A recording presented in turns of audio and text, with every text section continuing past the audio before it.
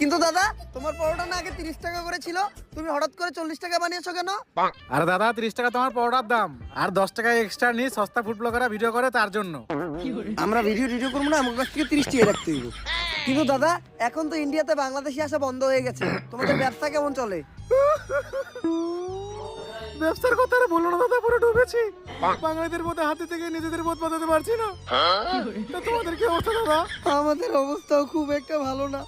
রপ্তানি বন্ধ হওয়ার পর আমাদের হাগা বন্ধ হয়ে গেছে, তাই পরোটা নিয়ে যাচ্ছি, খেয়ে একটু ক্লিয়ার হবে। আসি দাদা।